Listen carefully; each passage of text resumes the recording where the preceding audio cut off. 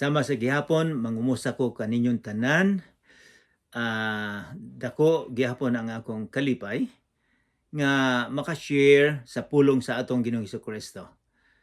Sa dili pa kita magsugod, gusto lang ko mangumusta kaninyong tanan. Okay lang ba mo? Nahibalo ako nga adunay dakong nahitabo nga nahitabo dito sa Mindanao. Dako kaayong linog, 7 point something Richard scale. O naapektahan ba mo hinaut po nga walay natabo dinha sa Negros, o magampo kita sa mga tao nga dito sa Mindanao, Kidapawan o sa Glan, naay mga tao nga matay. Magampo kita nga ang Ginoo panalangin kanila. O kini usab dako kaayo nako ning mahinumduman kay sa unang panahon sa pag-adto nako sa gihulngan BJMP, pagguwa namo nakatilaw usab kami og dako kaayong linog. So kami nasubo usab sa nahitabo dinha. So magampo kita. Amahan namong langit nun, daghang salamat nga kami makaduol nga na kanimo, nga makatuon sa imong balaang pulong. Ginoo, nagaampo usab ako sa mga pamilya nga nawalaan og mga anak, mga ginikanan og mga relatives nila. Ginoo, hinaut po nga ikaw magauban, nga ma-feel nila nga ikaw uban kanila. Lord, panalangin na sila. Nagahangyo usab ko kanimo karon nga ikaw magauban sa among pagtuon.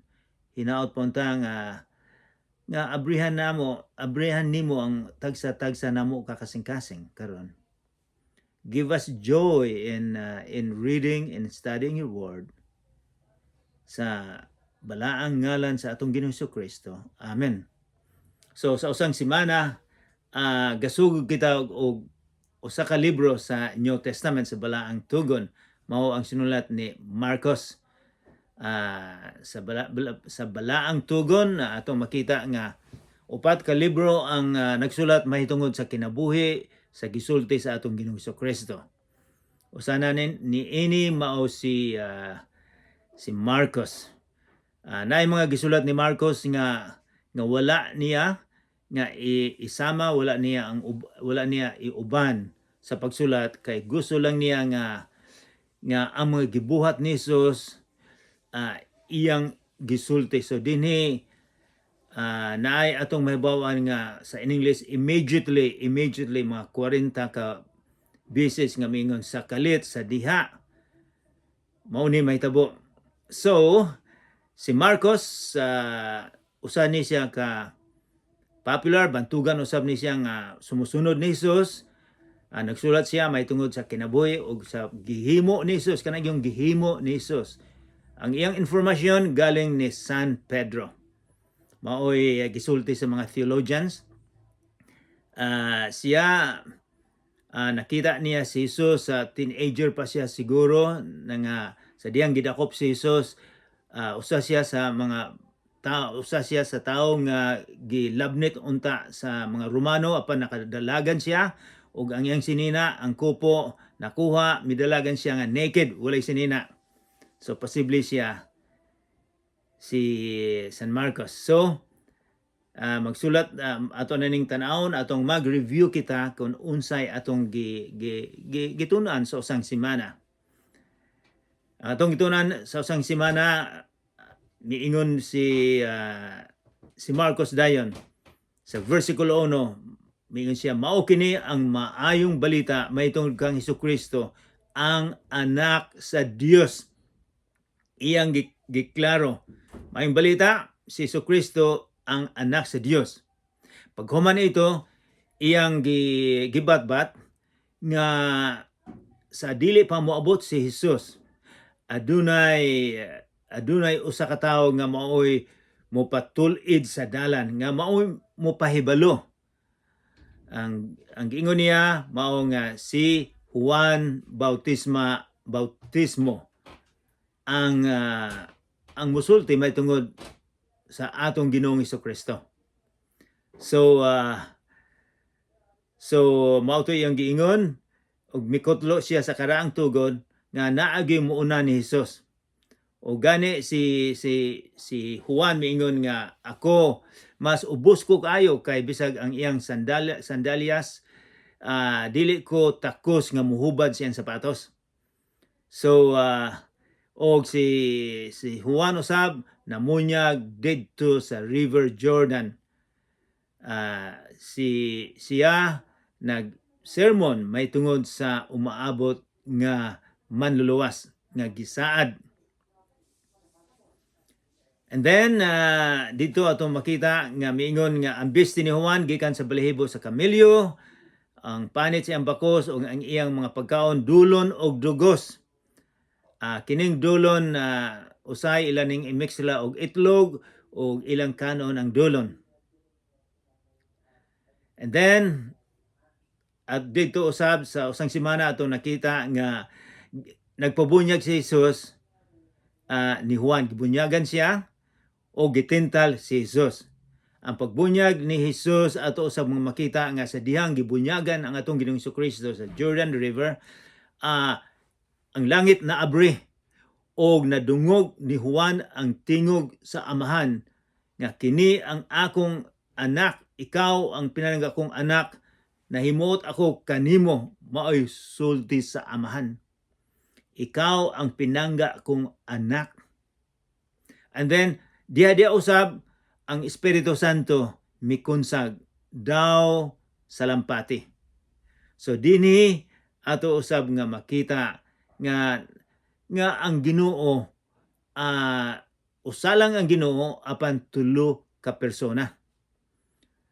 Amahang Ginoo, anak nga Ginoo, Espiritu nga Ginoo, usa lang ang Ginoo. O pagkahuman sa bautismo ni Jesus, gidala daw siya sa Espiritu Santo dito sa kamingawan aron nga tintalon. Si Marcos wala magsulti sa tanan nga nahimo sa pagtintal, panalitan miingon ang yawa nga kining bato himo ang tinapay, or akong ihatag nimo ang tanan kung mo alagad ka kanako, or kung mulukso ka dito sa templo. Wala gisulat ni Marcos. And then basta miingon nga sa 40 ka adlaw gitintal siya. And then karon moadto na kita sa kapitulo 1, versikulo 14. So guys, can you open your Bible sa Bagong Tugon sa sinulat ni Marcos? Ang Bible, ang Bagong Tugon magsugod og Matthew, then Marcos. So sugod man nato na ni. So I hope na mahuman nato ning kapitulo 1 karon. I will try my best. So magsugod kita sa versikulo 14. Ang title niini, gipili ni Jesus ang upat ka mananagat, dili upat ka abogado, upat ka professor, kundi mananagat. Sa dihang nabilanggo na si Juan, miadto si Jesus sa Galilea ug nagsangyaw sa maayong balita. So niining versikulo 14, miingon si Marcos, si Juan nabilanggo. Sa mangutana kita, nganong nabilanggo man si Juan? Kay si Juan nagsermon may tungod sa hari nga dili maayong gihimo kay iyang gikuha ang asawa sa iyang igsuon, nasuko ang hari og ang iyang asawa gipaputol og putlan og liog si Juan. Pagkuma dito, si Jesus miadto na sa Galilea dito sa northern Israel, nagsangyaw sa maayong balita. So mangutana kita, unsa maning gisangyaw ni Jesus nga maayong balita? Unsa man sa unang panahon wala bay maayong balita? Karon aduna bay daghang maayong balita sa kalibutan? Dito daghang giyera sa Iran, Israel, dito sa Africa, sa Nigeria, mga Kristiyanon gipamatay, gikidnap, daghang mga linog, daghang mga scammers, daghang mga buaya. Karon murag kinahanglan nato ang maayong balita. So nagsangyaw si Jesus sa maayong balita sa Dios. So balita sa Dios. Unsa maning balita, unsa maning maayong balita.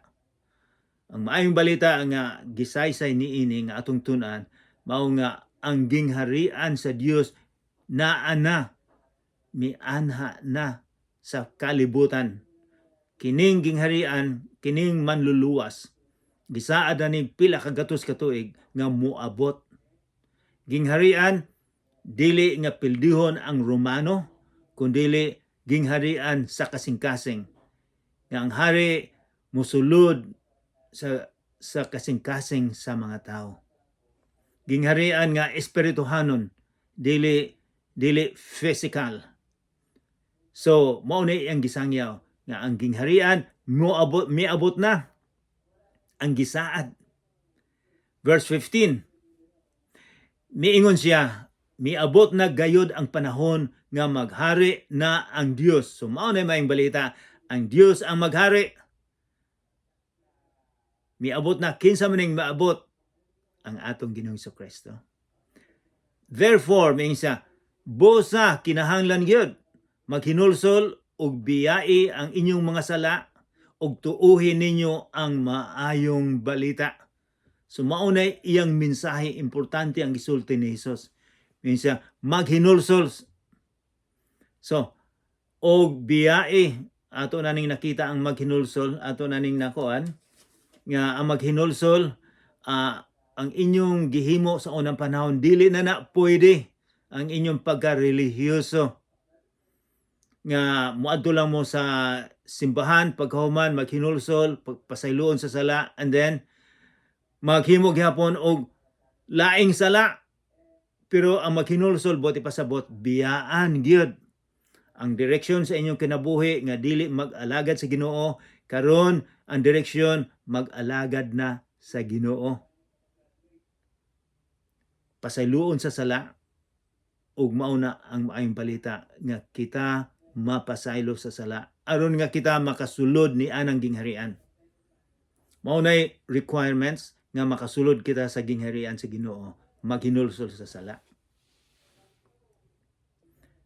Verse 16, samtang naglakaw si Jesus sa daplin sa lanaw sa Galilea, kini very interesting, kay pag-adto namo sa Israel, naglakaw-lakaw usab kami didto sa dining lanaw sa Galilea. Nakita niya ang magsuong mananagat si Simon o si Andres nga namukot. Kinsa man ni si Simon? Kini si Simon Pedro, si San Pedro, mangingisda ug ang iyang igsoon nga si Andres. Namukot sila, mga mangingisda siya. Verse 17, unya mingon si Jesus kanila, kuyog kamo kanako og tudluan ko kamo sa pagpanagat og mga tao. Diha gibiyaan nila ang ilang mga pukot og mikuyog kaniya. Unsa maning nahitabo nga naa sila'y maayong trabaho. Apan gihangyo sila ni Jesus nga muuban kaniya, nga mahimong estudyante niya, nga mahimong disipulo, mahimong apostoles. Sa unang panahon, ang mga estudyante ang muduol sa rabbi, sa teacher. Apan si Jesus, siya ang nagpili. Nga kamo ako mong tudluan, maminaw mo, tanaw ninyo unsay akong gihimo, aron nga kamo ang magsabwag sa maayong balita, hangtod nga makaabot bisan asa sa tibuok kalibutan, nakaabot sa Negros Oriental, nakaabot sa Pilipinas. Mao nay ilang mandate. Diha gibiyaan nila ang ilang mga pukot ug mikuyog. So kini sila nakadungog na ni sila ni Jesus. Ngano man kay kini sila mga disipulo man ni Juan Bautista. So nakadungog na sila. Dili ni bag-o nila.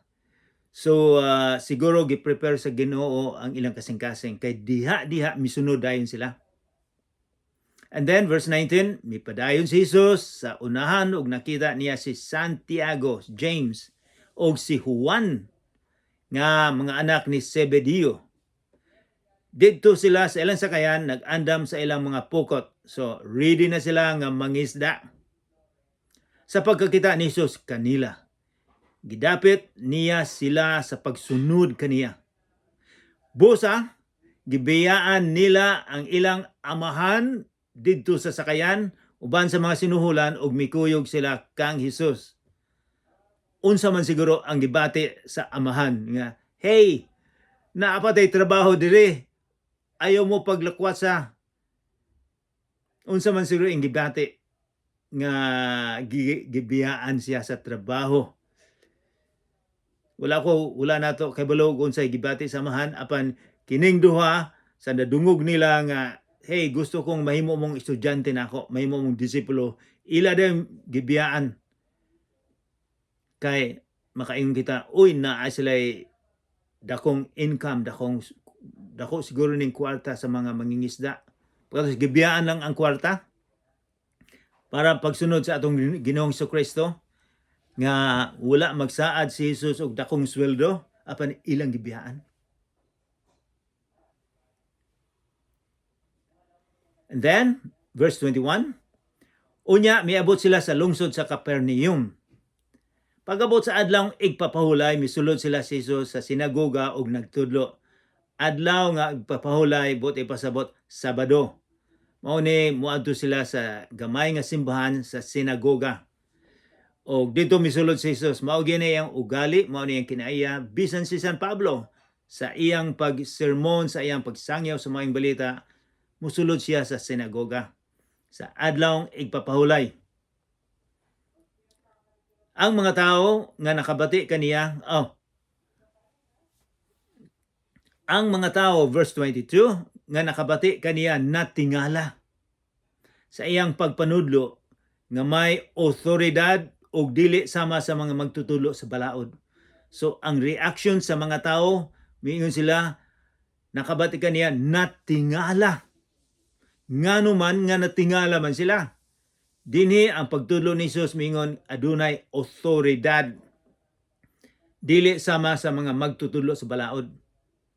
Dako kay diferensya ang pagtudlo sa atong Ginoong Jesucristo. Kay ang mga ubang magtutudlo, mga rabbi or sa English rabbi, sige man lang silang magkutlo, moingon man sila ang sulti ni Rabbi Tampulano mao ni gisulti. Apan si Jesus miingon man nga ako gasulti. Aduna siya otoridad. Wala siya mukutlo sa ubang mga tao kundi ang pagtudlo gikan kaniya. Munang natingala sila kinsa maning tawhana. Unya verse 23, unya may mga tao nga giyawaan nga misulod sa sinagoga ug misinggit. Unya may tao nga giyawaan. So samtang nagsermon ang atong Ginoong Jesucristo, nagwali, dinay usa ka tawo nga misulod, nga giyawaan ug misinggit. Unsa man siguro gibati sa mga tao nga kalit na ay misulod sa simbahan ug misinggit. Unsa may gisinggit na inentohana? Verse 24, unsay imong tuyo kanamo, Jesus nga Nazaret nun. Miani ka ba aron paglaglag kanamo? Nakaila ako nga ikaw mao ang balaang sinugo sa Dios. Wow! Unsa may gisulti ni ining tawo nga nasudlan og yawa? Miingon, nahibalo siya nga si Jesus taga Nazareth, miingon po siya nga kini siya sinugo gikan sa Dios, ug miingon sila unsa may tuyo nimo paglaglag kanamo? Miingon ang yawa, nakaila ako nga ikaw mao bala ang sinugo. So ang yawa nahibalo kung kinsa si Jesus, balaan nga sinugo gikan sa langit. Apan gibadlong ni Jesus ang yawa. Hilom gula ni anang tawhana. Gipakurog sa yawa ang tao, unya misyagi kini kusog og migula.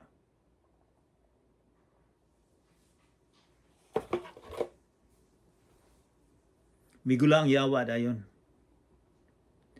Misyagit kini og kusog og migula. Hilabihang kahibulong sa mga tao og nagpangutan anay, unsa ba kini? Bagong pagtulunan, kining tawhana adunay gahom sa pagsugo sa mga yawa ug sila mutuman kanila. So dinhi atong mahibaw aniining sa sinagoga nga ang pag sermon ni Jesus, ang iyang pulong adunay otoridad na tingala sila. Karon aduna usab otoridad si Jesus sa mga yawa, mas powerful siya sa mga yawa. Aduna siya gahom nga ipagwa ang yawa. Nangutana sila, adunay gahom sa pagsugo sa yawa ug ang mga yawa mutuman. Busa mikaylap dayon sa tanang dapit sa Galilea ang balita may tungod kang Hesus.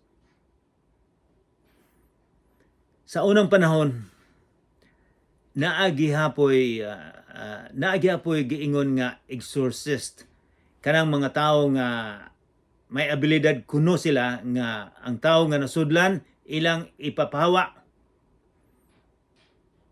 Si Josephus, usa sa mga historian, dili ni Kristohanon, sa panahon ni Jesus, miingon nga adunay mga tao, kining mga exorcist, aduna kuno sila gahom.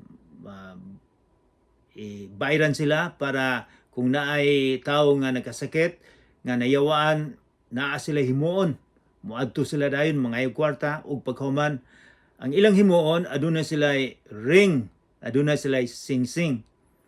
O ilan yung butang ahos, adunay mga lamas pa nga ibutang, nga ilang ibutang sa sing-sing, o pagkahuman ilang ibutang sa ilong sa tao nga giyawaan.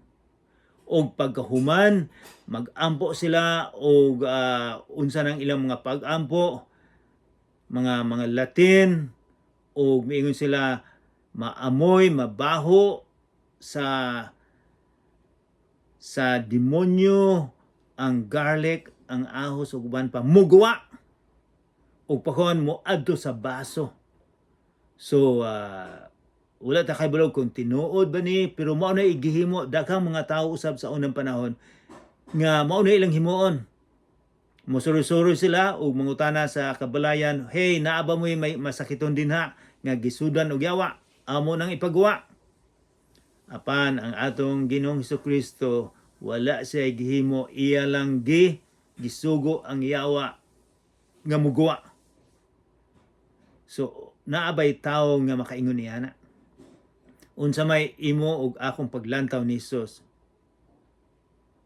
And then unsay nahitabo, mikaylap dayon sa tanang dapit sa Galilea ang balita may tungod kay Jesus. So ang atong Ginoong Hesukristo naging popular na. Daghang mga taong nahibalo sa iyang gihimo o sa iyang pagsermon, sa iyang pagwali. Versikulo 29, gikan sa sinagoga, miadto dayon si Jesus sa balay ni Simon o ni Andres. So, Simon, Andres, igsuon ni sila. Simon, Pedro, mao na yung ngalan niya. Si Simon, mao na yung ngalan sa ilang lungsod, sa ilang sinultian.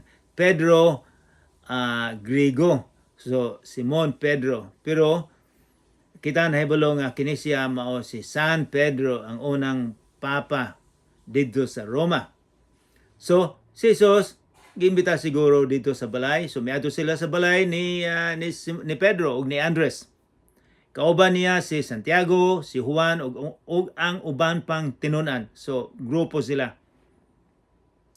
Niining higayuna, ang ugangang babae ni Simon, ang ugangang babae ni Pedro, gihilantan og naghigda. Sa pag-abot gayod ni Jesus didto, gisugin lang dayon siya may tungod sa masakiton. So dinhi usay matingala kita, si San Pedro aduna di ay ugangang babae. Ang bote pasabot kung aduna kay ugangan, aduna kay asawa. Ang iyang anak nga babae imong asawa. Wala gisulti ni Marcos kinsay ngalan sa iyang asawa. O buhi pa ba o patay ba? Wala siya magsulti kung naabay anak si San Pedro. Apan dinhi ato lang may bawan nga aduna siya ugangan. Nagkasakit. Sa gimo ni Jesus sa versikulo 31, giduol siya ni Jesus. Gikuptan ang iyang kamot o gipabangon. Wow, gikuptan lang ni Jesus o gipabangon. diha gihuwasan sa hilanat ang masakiton ug unya misilbi kanila.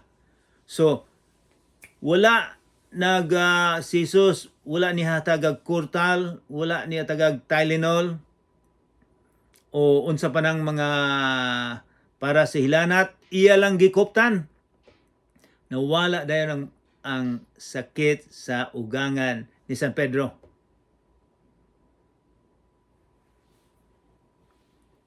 Sa unang panahon usab, aduna sila'y misulti si Claudius Josephus, usa ka historian gihapon.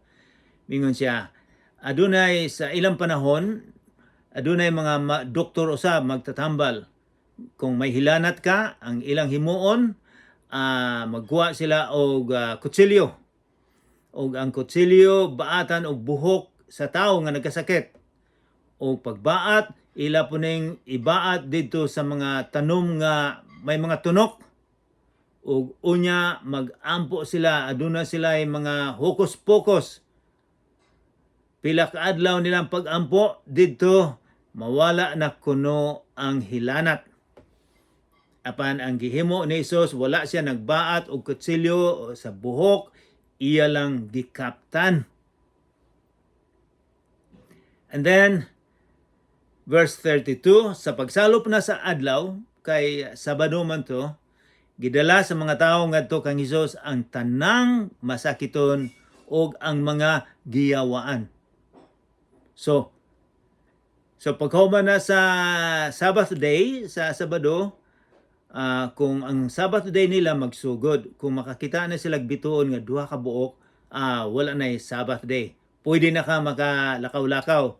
So mga tao dito na, daghang kay mga tao nga miadto sa balay ni San Pedro. 33, ang tanang tao sa lungsod nagpundok dito sa atubangan sa balay ni Pedro. Unya, gipalakaw ni Jesus sila? Wala. Unya, giayon ni Jesus ang daghang mga tao nga nag-antos sa nagkalain-laing mga sakit. Gipagula, wala ta kay bulog unsay mga sakit, siguro mga high blood o ang sugar taas kaayo o ang blood pressure taas, ang unsa pa nang daghang taas din ha. Giayon ni Jesus. Gipagula usab niya ang daghang mga yawa gikan sa mga kayawaan. Wala niya tuguti ang mga yawa sa pagsulti kay nakailaman sila kaniya. Ingon siya, ayaw mo pagsulti may tungod sa gibuhat. Matingala kita. Ngano man nga dili man wala man tugti ni Jesus ang mga yawa sa pagsulti. Dili maayo kay dili gusto ni Jesus nga kining mga yawa ang musulti mahitungod kaniya. Gusto niya nga ang mga tao ang mahibalo nga siya ang musulti, dili ang yawa. And then verse 35, kadlawon pa gani mibango na si Jesus og migawa sa balay. Miadto siya sa usa ka dapit nga mamingaw og unsay gihimo, nagampo siya. Buntag nga sayo nagampo siya didto. Apan si Simon og ang mga kauban nangita kaniya. So matingala kita, nganong magampo man nga siya man ang Ginoo?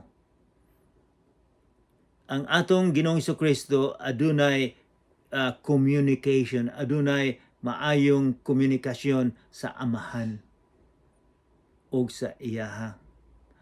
Usa ang Ginoo, tulo ang persona. So siya gitudluan taniya kita maampuon. Usahay gani bisag ako. Usahay daghang kitang panahon nga maglantaw-lantaw sa atong cellphone, maglantaw-lantaw sa Facebook, sa YouTube, o kung sa panang uban din ha. Apan wala tay panahon sa pag-ampo sa Ginoo. Wala tay panahon sa pagbasa sa iyang pulong. So kining mensahe para usab ni kanimo ug kanako. Verse 38, 37, nakita nila siya o giingnan, ang tanan nangita kanimo. So ang mga tao gusto gyud nga maayo ang ilang mga masakiton. mitubag si Jesus, mangadto kita sa silingang mga lungsod.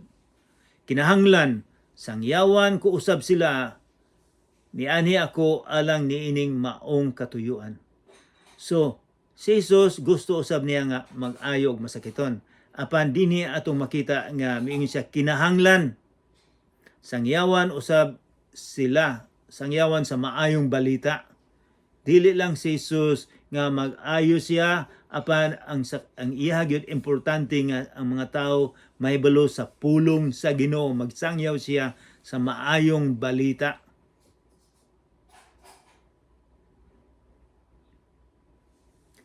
Busa gilibot ni Jesus ang tibuok Galilea. Nagwali siya sa sulod sa mga sinagoga ug gipagula niya ang mga yawa gikan sa mga giyawaan. Verse 40, may usa ka sanlahon nga miduol kang Hesus. Miluhod ug mihangyo sa iyang panabang. Siya miingon, kung buot nimo makahinlo ka kanako. Usa ka sanlahon miduol kang Hesus. Sa unang panahon, walay tambal sa sangla. Sa pila na katuig karon dinay COVID-19, daghang mga taong namatay dito sa Africa, sa Europe, sa Philippines, sa Canada, sa US, daghang mga taong nangamatay. Apan adunay ang vaccination miabot naayo, daghang naayo kayo. Apan sa unang panahon walay vaccination. Kung matamaan ka og sangla, mamatay ka. Kining mga taong sanglahon, mao nay tinamay sa katilingban. Ang ilang amahan, inahan, igsuon, igdagsa, mga amigo, dili mo dool. Kay mahadlok man nga makuha nila. Ang sangla magsugod o ang panit magpula-pula. Patas magdaghan ng pula-pula, mudako sa tibok lawas o mahimong puti. So lawas nimo dakang putik-putik nga mga puti dagko na kayo. Pagkahuman, ang imong buhok mga hulog, ang kilay mga hulog, ang dalunggan mga lata mahulog, ang ilong mahulog, ang dalunggan mahulog. Ang imong kulumigkig mga hulog pud ni.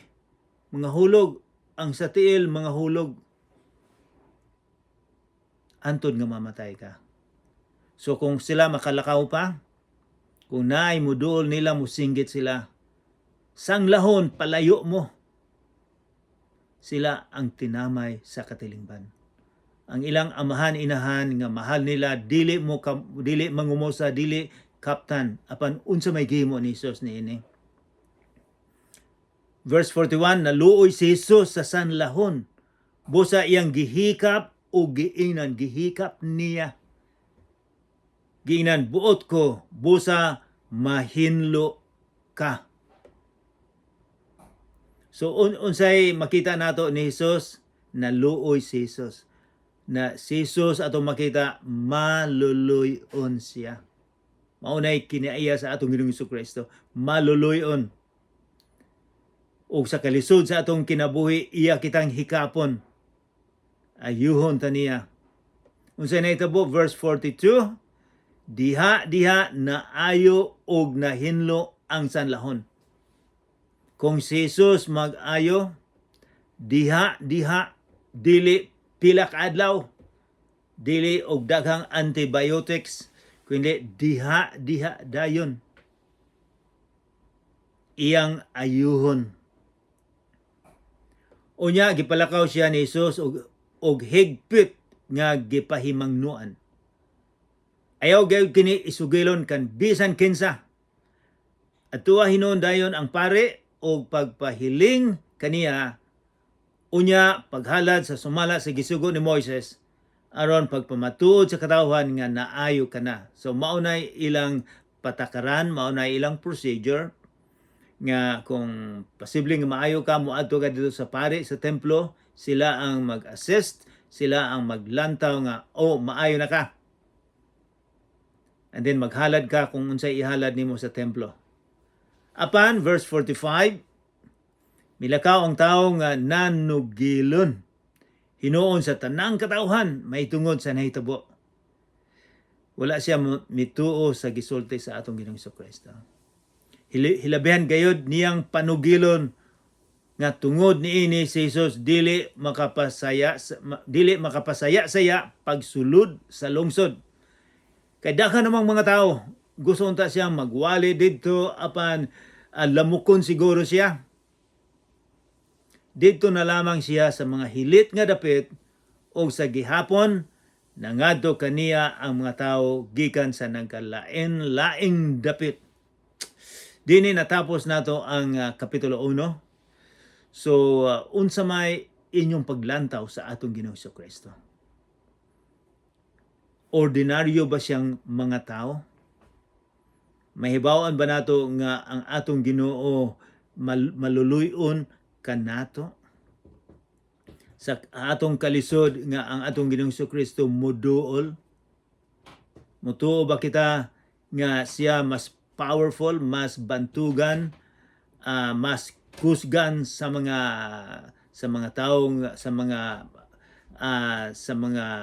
taong may sakit, mga tao nga nasudlan og demonyo?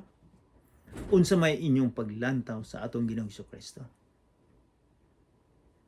Importante kaayo nga ang atong paglantaw nga si Jesus mao ang manluluwas. Siya ang hari sa bag-ong gingharian. Mao ni gingon ni Jesus, gingharian. Ang makasulod lang sa gingharian ni Jesus mao katong mga taong naghinulsol sa sala, nga gibiyaan nila ang ilang sala ug miduol sila ni Jesus ug gihangyo nila si Jesus nga mosulod sa ilang kasing-kasing. Si Jesus ang mao ang magdumala, mao ang maghari sa kasing-kasing nato. Inyo na bang gihangyo ang atong Ginoong Kristo nga mao'y maghari sa atong kasing-kasing? Ato na bang gibiyaan ang atong sala? Unsa may direksyon sa atong kinabuhi karon? Ang atong kinabuhi, ang direksyon ba mao ang yutan-on lamang, mga temporaryo lang, nga dinhi lang ang kalipay? O gilantaw nato ang espirituhanon nga adunay kinabuhi pagkahuman sa atong kinabuhi karon? Ikaw ako mamatay man ta? Unsa may imong himuon? Mag-ampo kita. Amahan namong langit noon, daghang salamat sa imong gipadala dinhi sa kalibutan nga maoy muluwas sa among mga sala. Daghang salamat sa iyang paghatag sa kinabuhi, Ginoo. Hinaot po ta nga ang mga tao mosunod sa imuhang anak. Hinaot po ta, Ginoo, nga ang among kinabuhi karon maglantaw kami sa espirituhanon nga kinabuhi. Pasayloa kami sa among mga kasalanan, sa ngalan ni Jesus nga among manluluwas. Amen.